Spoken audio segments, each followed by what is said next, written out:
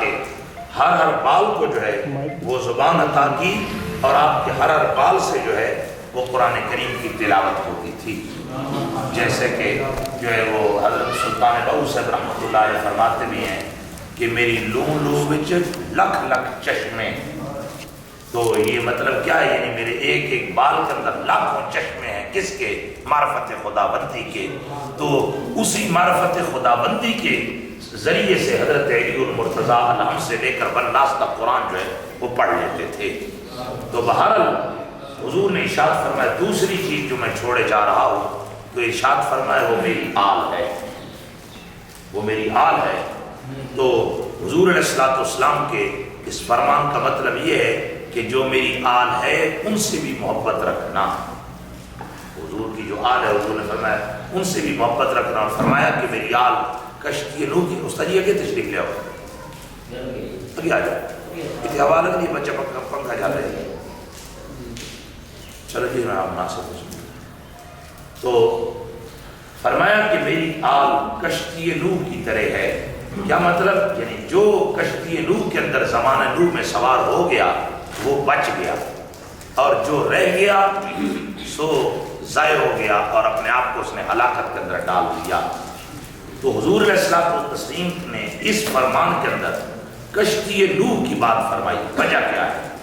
وجہ یہ ہے کہ میری آل کشتی نوح کی طرح ہے. یعنی جو کشتی میں سوار ہو گیا، کیا مطلب؟ یعنی کشتی کی نسبت بندوں سے ہوتی ہے اور بندوں کی نسبت کشتی سے.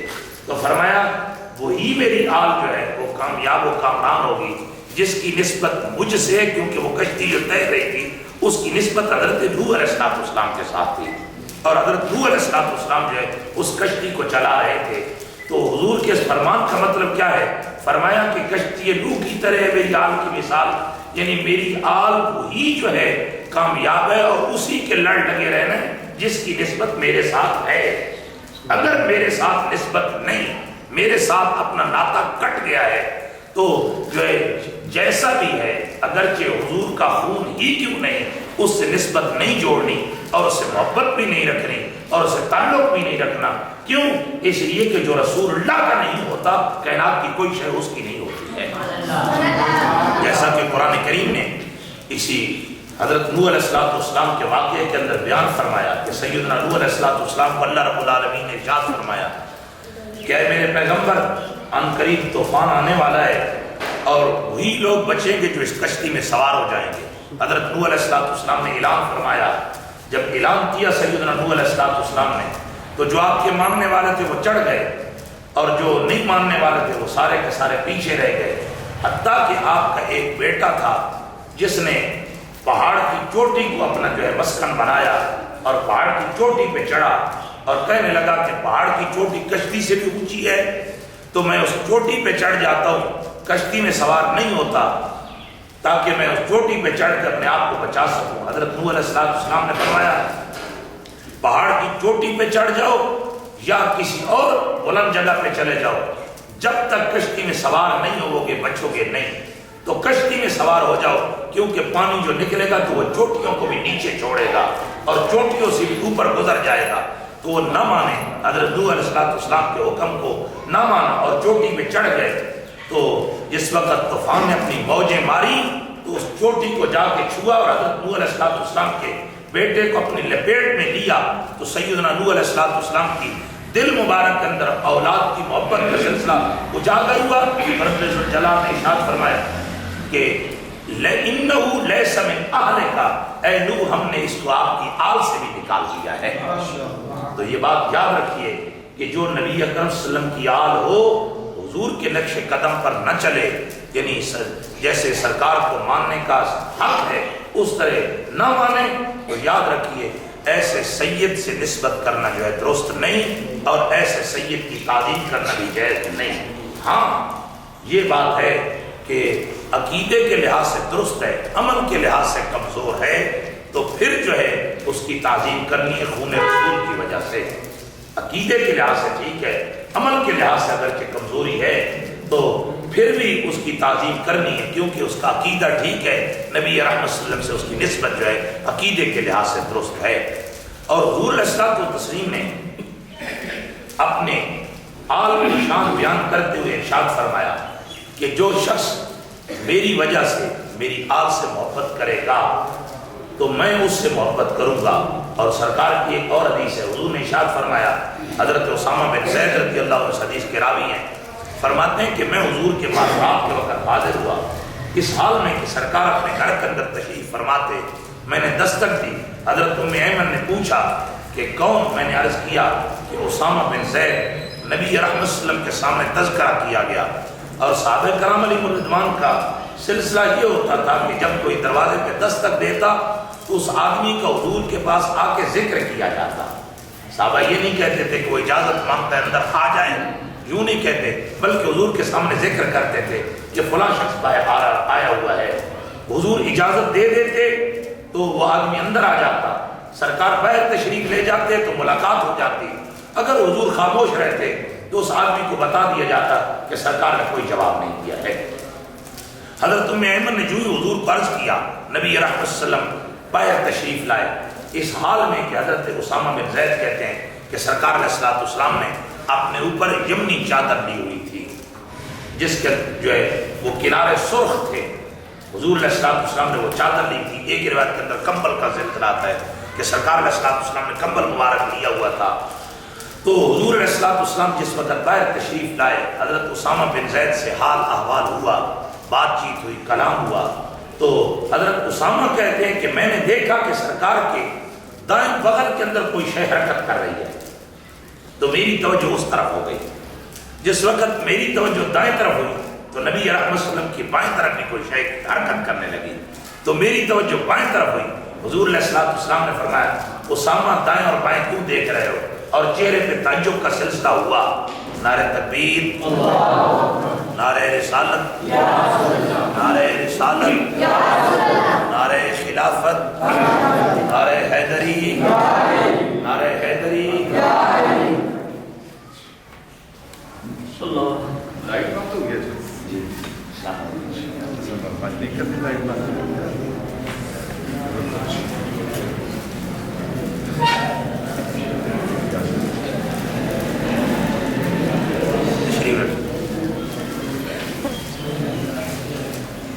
تو سیدنا اسامہ بن زید رضی اللہ عنہ حضور کے جلیل قدر صحابی ہیں. یہ وہ صحابی ہیں کہ جن کو حضور کے کندھوں پہ سواری کا شرف حاصل ہوا. حضرت اسامہ بن زید کو بخاری شریف کے اندر حدیث ہے کہ حضور علیہ الصلوۃ والسلام نے حضرت اسامہ بن زید کو بھی اپنے کندھوں پہ اٹھایا ہے. تو سرکار علیہ الصلوۃ والتسلیم کے سامنے حضرت اسامہ بن زید کا جب تعجب ظاہر ہوا تو حضور علیہ الصلوۃ والتسلیم نے اپنے اوپر سے چادر کو اٹھایا اور فرمایا, اسامہ تعجب نہ کرو, یہ میرا حسن ہے اور یہ میرا حسین ہے. دائیں بغل کے اندر حضرت امام حسن تھے, بائیں میں حضرت امام حسین تھے. اور سرکار نے ارشاد فرمایا, حضرت اسامہ کہتے ہیں کہ حضور نے ارشاد فرمایا, اسامہ میں ان سے محبت کرتا ہوں. اور ساتھ ہی فرمایا, یا اللہ تو بھی ان سے محبت کر, اور جو ان سے محبت کرے تو اس سے بھی محبت کر. تو حضرت اسامہ بن زید رضی اللہ عنہ فرماتے ہیں, اس کے بعد پھر میری محبت کا حسنین کریمین جو ہے وہ محور و مرکز بن گئے. اور جتنی محبت میں ان سے کرتا ہوں اتنی میں اپنے آپ سے بھی نہیں کرتا. تو یہ بات یاد رکھیے گا کہ حضور علیہ الصلوۃ والتسلیم کے ان شہزادوں سے محبت کرنا گویا کہ حضور علیہ الصلوۃ والسلام سے محبت کرنا ہے. اور جس کی حضور سے محبت ہو گئی گویا کہ وہ اپنے رب سے محبت کر رہا ہے. اور جس نے حسنین کریمین سے محبت کی سرکار بھی اس سے محبت کرتے ہیں, لیکن عقیدہ درست ہو, یہ شرط ہے. عقیدہ ہی درست نہ ہو, حسنین کریمین سے محبت رکھے, حضور کے بارے میں دل میں بغض ہے یا کوئی کمی خرابی ہے, تو یہ بات یاد رکھیے کہ حسنین کریمین کی فقط محبت کام نہیں آئے گی. کیوں کہ جس ہستی کی وجہ سے حسنین کریمین سے محبت کرنی ہے اس ہستی کے ساتھ ہی معاملات درست نہیں, تو حسنین کریمین کی محبت جو ہے ایسے کام نہیں آئے گی. بہت سارے ایسے لوگ ہیں جو حسنین کریمین کی محبت کا دعویٰ کرتے ہیں, لیکن نبی رحمت صلی اللہ علیہ وسلم کے بارے میں ان کی جو ہے یہ رائے ہے کہ جو نبوت ہے یہ فرع ہے, جو امامت ہے یہ اصل ہے. تو یاد رکھیے یہیں پہ ہی ان کا یہ کفر ثابت ہو جاتا ہے, اور اس کفر کی بنا پہ ان کو نہ حسنین کریمین سے فیضان ملتا ہے نہ حضور علیہ الصلوۃ والسلام سے فیضان ملتا ہے. تو حسنین کریمین سے محبت تب ہی فائدہ دے گی جب حضور علیہ السلام سے بھی محبت کامل ہو اور سرکار کے بارے میں عقیدہ بندے کا درست ہو۔ دوسری حدیث سماعت فرمائیے اور میں اپنی تقریر کو اختتام کی طرف لاتا ہوں، توجہ سے سنیے۔ حضور علیہ السلام کے صحابی ہیں جن کا نام ہے حضرت حذیفہ بن یمان۔ بعض کتب کے اندر جو ہے حذیفہ آیا ہے اور بعض میں حذیفہ آیا ہے، دونوں طرح جو ہے آپ کا نام نامی اس میں گرامی آتا ہے۔ تو جہاں جو ہے حضرت حذیفہ حضور علیہ السلام کی بارگاہ کے اندر حاضر ہوتے ہیں، مشکاۃ شریف کے اندر یہ حدیث موجود ہے فضائل صحابہ کے اندر۔ تو حضرت حذیفہ رضی اللہ عنہ کا گھر مدینہ شریف سے باہر ہے، سرکار علیہ السلام کی بارگاہ میں آنے لگے، اپنی والدہ ماجدہ سے اجازت طلب کی۔ والد سے وصال کر چکے تھے، والدہ بوڑھی تھی، بزرگ تھی، تو وہ کہنے لگی کہ اے بیٹے حضور کی بارگاہ میں جاؤ لیکن میرے لیے بخشش کی دعا بھی کروانا۔ ایک روایت میں یوں آتا ہے، دوسری روایت کے اندر یوں آتا ہے کہ حضرت حذیفہ بن یمان رضی اللہ عنہ نے اپنی والدہ سے عرض کی اماں اجازت دو تو میں حضور کی بارگاہ میں جاتا ہوں اور سرکار کی زیارت بھی کروں گا اور آپ کی بخشش کی دعا بھی کرواؤں گا۔ تو نبی اکرم صلی اللہ علیہ وسلم کی بارگاہ کی طرف جانے کی جب اجازت طلب کی تو والدہ نے کہا ہاں یہ تو بہت اچھی بات ہے، جاؤ حضور کی زیارت بھی کراؤ اور میری بخشش کی دعا بھی کرواؤ۔ تو حضرت حذیفہ رضی اللہ حضور علیہ السلام کے پاس حاضر ہوئے، سرکار کے پیچھے مغرب کی نماز آن پڑی اور نماز مغرب کے بعد حضور علیہ السلام اپنے صحابہ کے ساتھ حال احوال میں لگ گئے۔ اور دوسری روایت کے اندر آتا ہے کہ سرکار جو ہے وہ اللہ رب العالمین کی عبادت کے اندر شروع ہو گئے، نماز مغرب پڑھی اور اس کے بعد سرکار نے نوافل وغیرہ ذکر و اذکار شروع کر دیا۔